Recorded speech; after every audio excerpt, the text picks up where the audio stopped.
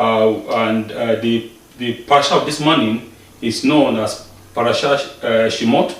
The parasha of this morning is known as Parasha Shemot, and I subtitle it, Do You Recognize Joseph? The subtitle is called, Do You Recognize Joseph? The second book of the Bible is called Shemot, which means names. It is known in English as the book of Exodus, as it relates the Exodus and the redemption of the children of Israel from slavery in Egypt. The events in this book witness a new beginning for Israel. The Exodus from Egypt and the receiving of the Torah by them at Mount Sinai. At the time of the Exodus from Egypt, the children of Israel witnessed the infinite divine light and saw the truth on their journey to Canaan. The book of Shemot relates the birth of Israel as a people, their forging into the nation in the foundry of Egypt, as pure gold is forged from the furnace. The birth of Moses, our teacher, our reception of the Torah of Adonai at Mount Sinai, and our building of the Mishkan in the wilderness.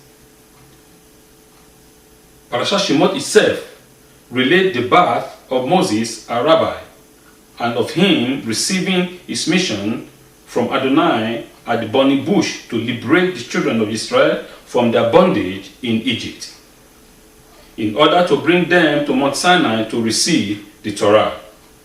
The parasha also relates the first encounter of Moses and Aaron before Pharaoh, a new king, which had arisen in Egypt. The birth of the nation and the birth of Moses are one in the eighth Pharaoh. Together, they correspond to life, which is represented as with letter or with number 18. Okay, this is just the entire summary that we're going to see in the book of Shemot. So this book of Shemot is the second book of the Torah, and but in the English Bible they call it Exodus, because to them, to the English people, or to those that translated it, we can see a kind of sense, a sense of what I will use the word, because to them they thought, okay, since the book primarily deal with the removal or with the salvation or with salvation of the children of Israel from slavery in Egypt with the Exodus, so they title it Exodus. But actually, the meaning of Shemot means names in Hebrew. And if we look at it very deeply, we can see a kind of what is known as anti-Semitism, because those people that translated it,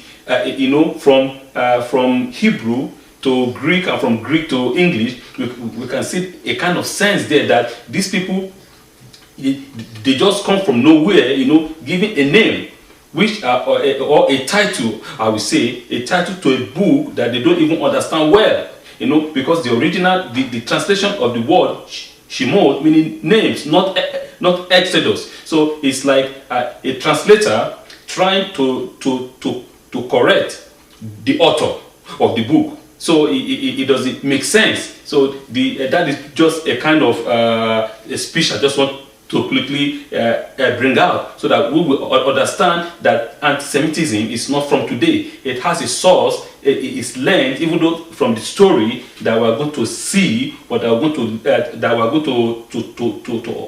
to talk about this morning. It is probably correct to say that over the course of history, many people have suffered or died because they took something for granted they should have paid more attention to. Here is a good example. A new king arose over Egypt who did not know Joseph. Shemot chapter 1 verse 8. The king did not know Joseph at all. After all that Joseph had done for Egypt, as famous as he had become, Pharaoh did not know Joseph? That is a question. Unlikely, which is why Rashi comments, it means that he acted as if he did not know about him. Negative nationalism. You see, this is what I am saying. The source of anti-Semitism is not from now. The source of anti-Semitism has been from thousands of years ago. You know, we've seen from even though from the very first time, from the beginning, that the people of the world, they just hate Israel for no reason. You see, this is not that the people rise against you. This is not that the people speak evil about you. This is not because Israel wage war against you. This is not because Israel did something evil against you. Just because the people were prosperous, just because the people filled the entire land, just because the people were more stronger, then a negative nationalism arise in Egypt through a new king who doesn't want to recognize Joseph. It's not that he didn't know Joseph. There's a lot of history concerning this. Many people said, oh, the new king is a new dynasty, you know, that came, a foreign dynasty that came and took over the kingdom of Egypt at that time. And so therefore they don't want to hear anything about the past kings or the past Pharaoh. So or they don't want to hear about anything the Israelite has done for Egypt. Or there's another opinion that said actually it's the same dynasty, but just because this new Pharaoh doesn't want to pay the debt, the references, you know, that other kings has made concerning Joseph. This new king doesn't want to do anything, doesn't want to have anything to do with that. So to him, he is better off with a negative nationalism, trying to bring up his own people against the so-called foreigners in the land. And we have to understand that this is a king. When you are a king, you are a king over the whole people. If you are a king, you are a king over your own people. Why do you want to divide your own kingdom? Why do you want to make one first-class citizen and the other second-class citizen in your own kingdom? So these are issues that we are going to discuss about more in length this morning. Thus, Pharaoh must certainly know about Joseph and all that he has done for his country, but choose to act as if he didn't. He had to do that if he was going to be able to renegade on his debt to Joseph's descendants and enslave them instead. And according to the Midrash, the Egyptians saw the Israelites growing exponentially, and it concerns them enough to pressure their leaders into taking action against them. According to our Midrash, the Midrash states that the Egyptians saw the exponential growth of Israel. Remember that the Egyptians of those days are the so-called intellectuals, are the so-called civilized world, because in those days Egypt was like the United States of now, the superpower of the world. And this is what we see in every civilization, the so-called intellectual, the so-called people that thought they are far more intelligent and more superior than others, telling their people, don't burn. No. Don't worry, you can be a gay, you can be a lesbian, whatever you want, you can call me a name, I don't care about that. You can say this rabbi is a bigot, those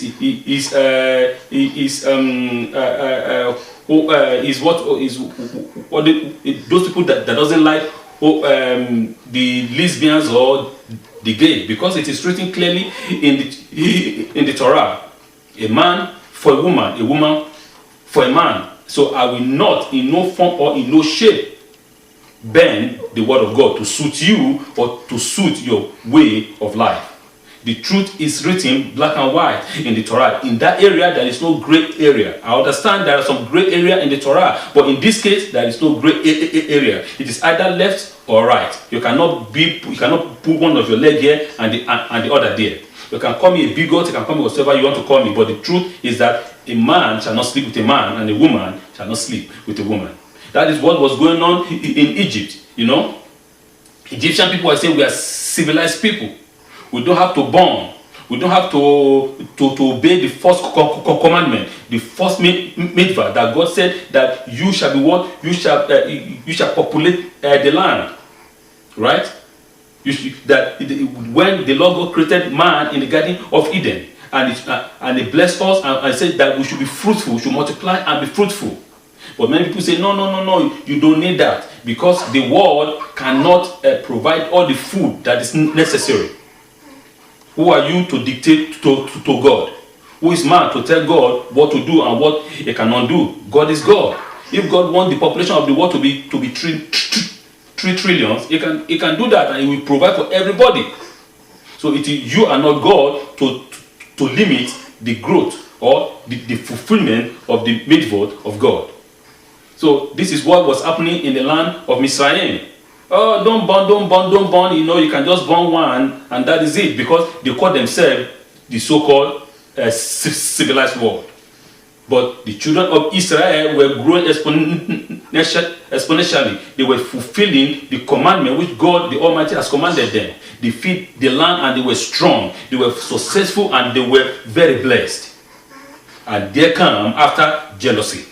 Oh, they are too much. They populate the entire land. They are the doctors. They are the nurses. They are the lawyers. They are the engineers. They are everywhere. They are everywhere. Egyptians are buying things under them. And so, therefore, hatred came. Because, oh, why these foreigners who came here and occupied our land and took the best place of our land, and now they are even more than us. See, this is what I am saying. When you come up against a nation that's never done you evil, if you come up against a nation that's never even thought negative about you, but his own is to bless you, because they are there in Egypt to bless Egypt. They were not there in Egypt to destroy it, because according to our sages that we should seek the peace of the land with whatsoever the Lord God has driven us, because the peace of that land is our peace. That is the essence of the Hebrew people. That is our essence. Even though when we are in Ethiopia, we did the same thing. We seek the peace of the land until when the people rose up against us. They call us all kinds of names. Falasha, the foreigners, and so on and so forth. They are not the indigenous of the land, and so on and so forth. All over the world, wherever God has taken the Israelite toe, that is the way they act against them. In Europe, in Africa, in Asia, everywhere, because the people obey the commandment and the people are successful and they are blessed. And so therefore, anger, jealousy, hatred comes in. Pharaoh was reluctant at first to bow to the demands of the Egyptian nobility, having hakaras hatov, meaning a gratitude to Joseph and his people. But like many politicians, Pharaoh capitulated to the corrupt demand of others once his own job was on the line. That's when he turned his back on the national debt of Joseph, as many others have done to this Joseph of their own generation since then. It is more than interesting that this detail played such a central role in the story of Egyptian exile. The Torah left it out. We will have questioned it. Remember Laban and his treatment of Yaakov Avinu.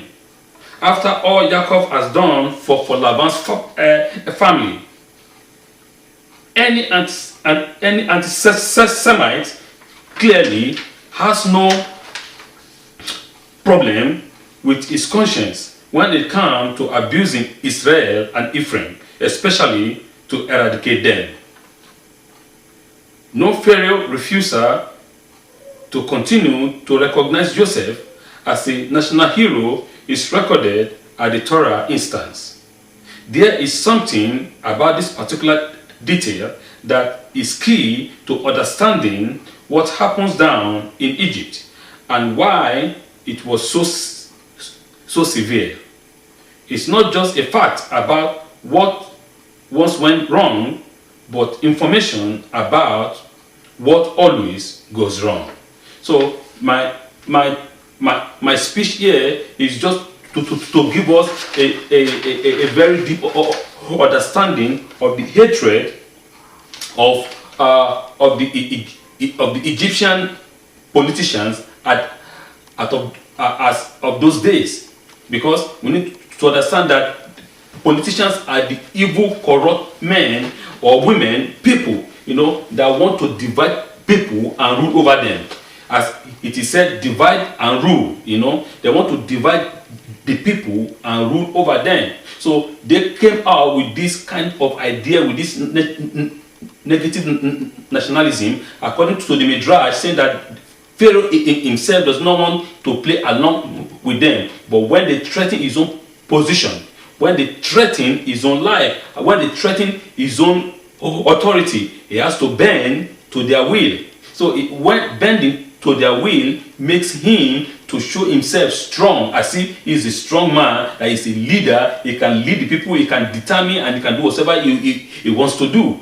But what I'm saying here is that they need to remember that what they are doing is actually destroying their own country. Thereby you are creating 2 classes or 3 classes of people in your own country.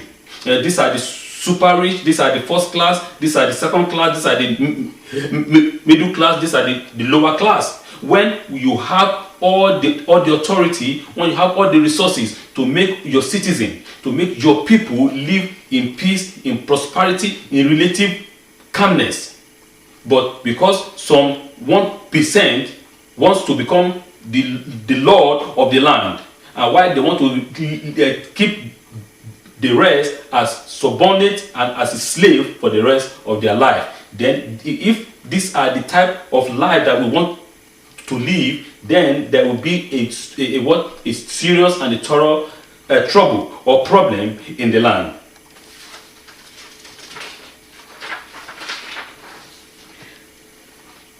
Also, likewise, in this week Torah, we were introduced to Moshe Rabbeinu, the messenger of Adonai, who redeemed the Israelites from Egypt.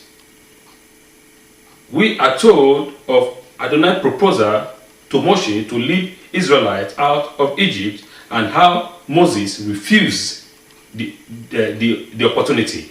Thus, Moshe responds, "Who am I that I should go to Pharaoh?" Exodus chapter 3, verse 13.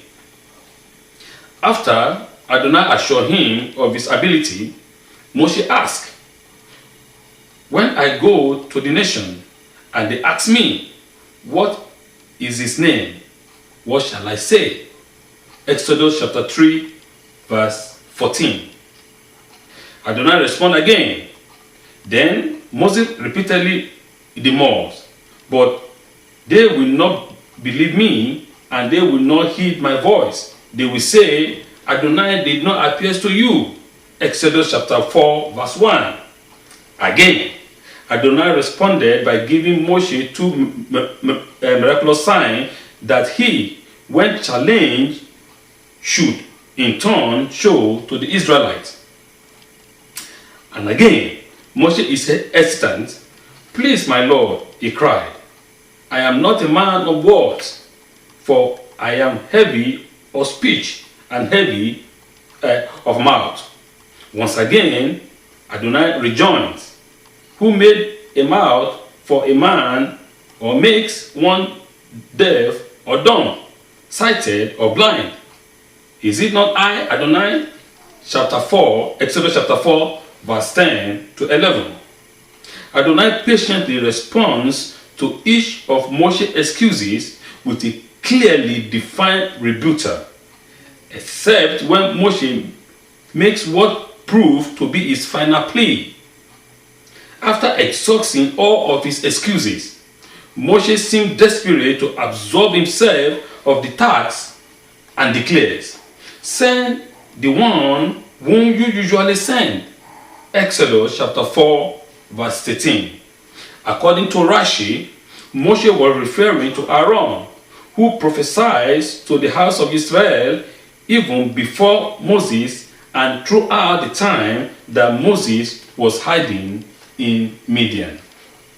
In this week, parasha also were introduced to our rabbi Moshe Rabbeinu, and his miraculous birth, his miraculous save from the river Nile, and him being transferred to the palace of Pharaoh to grow and to understand and to be taught all the wisdom and the knowledge of Egypt. Most of us, we don't normally take it or see it very deep, that the miraculous save of Moshe from river Nile was indeed a miracle, because we understand that the Nile's crocodiles are one of the biggest crocodiles in the world, and the Nile is filled with them. So what is the probability of Moshe surviving the journey when he was a baby on a small casket, crying, shouting? The crocodile will have come and take control and ate him long time. But we saw diligently there that he was saved. God kept the crocs at bay, and Moshe was rescued by the daughter of Pharaoh, who in turn trained him as a prince. And again, we saw all the miracle that God did for Moshe when he was still in the palace of Pharaoh, until when he was exiled from the land. Then we saw his meeting with God face to face at the burning bush, and here it is actually recorded all the excuses of Moshe when God commissioned him to go and deliver the children of Israel from their slavery. Moshe is a kind of a leader that we call a reluctant leader. It's not a man that's, okay, I commission you to do this and that. You say, yeah, I deserve it. You know, I'm a general, I'm strong, I'm mighty, you know, I have all the experience, I will go and do this and that. No. Moshe was not such a man. Moshe was pleased, you know, with his way of life.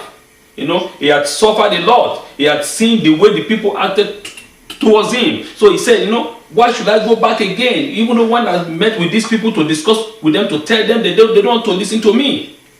When I was a prince in Egypt, because of them I am here now. You know what? I am okay.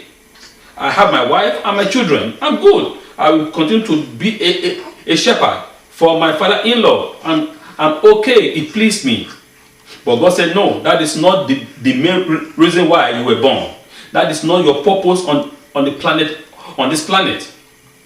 But your purpose is for you to go as a deliverer, as a Messiah, to go and deliver your people from their bondage, because their cries and their yearning has come unto me.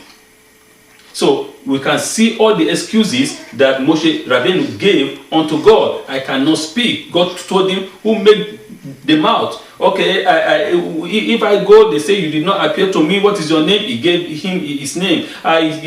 All kinds of excuses. So now the question now is, when Moshe said that he's a stammerer, that he's a man of heavy speech, is that truly true?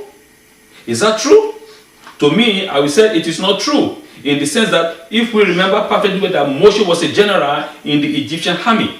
So if you're a general, how can you be a man of heavy speech? Who is going to control, who is going to direct, who is going to give instruction? Right? Moshe, according to the Midrash, was a king in Ethiopia when he left Egypt. He went to Ethiopia before he was driven from Ethiopia to Midian. He was controlling the entire country of Ethiopia. He made Ethiopia a kingdom, a strong and a powerful kingdom.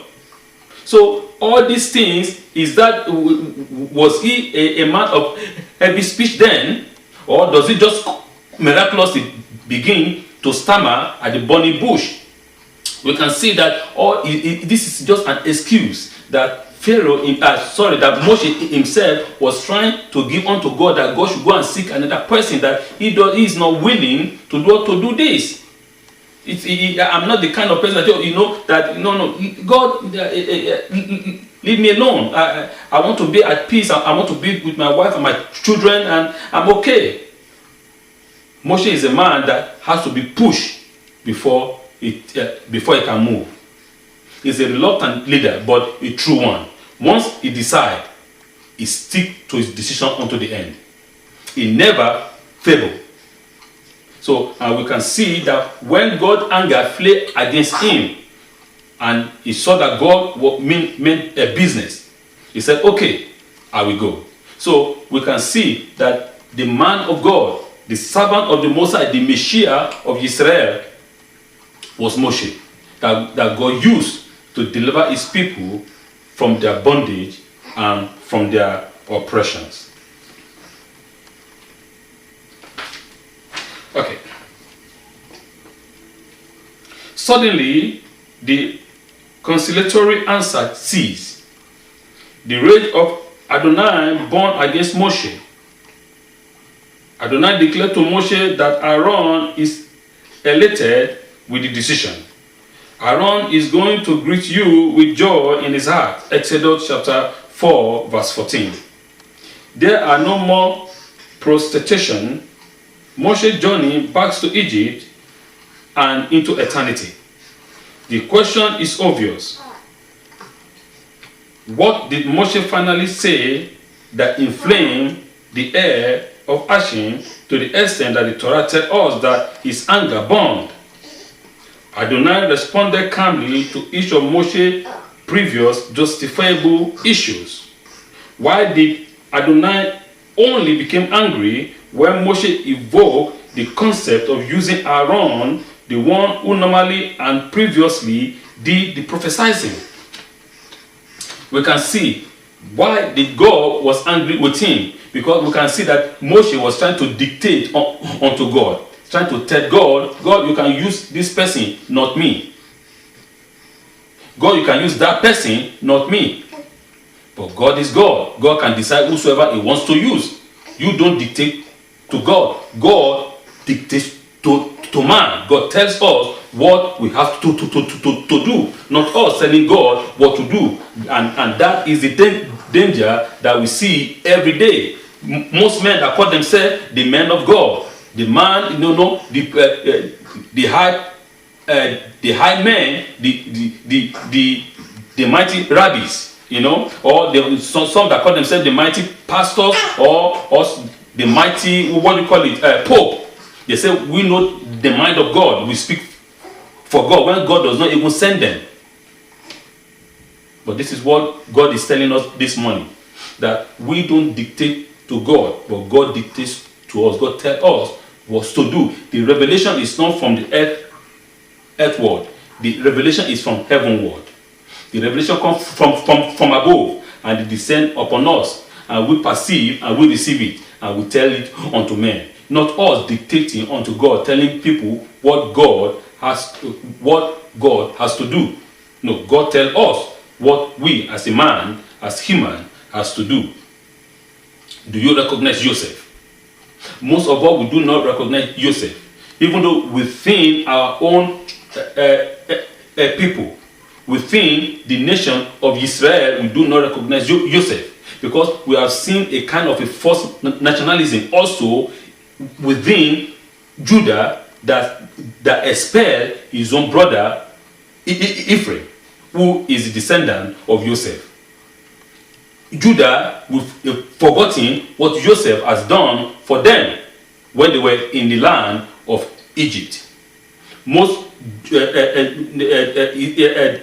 Jews nationalism now does not recognize anything about Ephraim. They want to forget about Ephraim, and they want to make everybody say that Israel is a Jewish state, which it is not true, because as the body is one with different parts, so is Israel. Our forefather Jacob Avenu give us an animalistic example about who his children are. He uses the animal life to prophesy and to tell his children how their characteristic, their character is individually. But remember, they were forged as one in the furnace of Egypt, but with different parts, with different tasks and action. As the whole body cannot be eyes, the whole body cannot be nose, the whole body cannot be hands, the whole body cannot be fingers, the whole body cannot be legs, the whole body cannot be ears. So likewise is Israel. Each and every tribe has its own function. You cannot come and say every Israelite is a Jew. No, every Israelite is not a Jew. A Jew is a descendant of Judah. We have the Benjamites, we have the Ephraimite, we have the Manasseh, Asher, Gad. We have all of them, Dan. So we are one body with different parts, with different taxes that we have to do to make that body work in a unison way. For the Lord our God is a holistic God. And our Father, when He gave us this mission, the mission to rectify the world, gave this mission to the entire 12 tribes, not to one tribe, to the entire 12 tribes, not one. And so this is what I always encourage our rabbis, our elders, our big rabbis to understand, that according to the prophecy, that without Ephraim coming, we will not see the coming of the Messiah will not come. No matter whatever we might say within our mind, saying if the Jews did a good, if all the Jews on the planet do one good thing in one day, the Messiah will come. That is a lie. It's a total lie. The prophecy is clear. The stick of Ephraim and the stick of Judah shall be one, and the redemption will come. So when we bring the stick of Judah and we bring the stick of Ephraim, which is Israel, and combine them together and be one, then the Messiah will come. So it is high time for our rabbis to stand up to quicken the coming of the Messiah. If we actually indeed in our soul, in our heart, in our spirit want the Messiah to come, it is high time to bring the stick of Ephraim and the stick of Judah and combine them together and make them one. Let's remember Joseph. We should recognize Joseph. And without us recognizing Joseph, we are wasting our time. Finally, this idea of recognizing Joseph seems to have been about a lot more than just knowing and understanding the person of Joseph himself. It seems to have been a central part of the story of the developing of the people of Israel into a nation that could receive the Torah and live by it forever. And it is as relevant a challenge today as it has been ever since. So every Israelite has to ask themselves, do I recognize Joseph? Do Judah recognize his brother Joseph today? Does Judah extend a hand of help to his brother Ephraim? And finally, does the world recognize Israel after all what Israel has given to the world? That is the question that you have to answer, that I have to answer, that we have to answer. Do we recognize Israel after all what Israel has done for the world? If we look at all the religions, the major three religions, right? They are all they are Abrahamic religion from the root, from Judaism. From everything, for all the things that Israel has offered through our scientists, the great mind, the great illuminaries of our time, of far before, wise men, the development Israel has given to the world, but still yet we don't recognize them, because they are the chosen people, because we are the children of God, because we are elected by God to be the light bearer, to bear the light of wisdom, the light of power, the light of strength, the light that can give life into the world, and that is the Torah.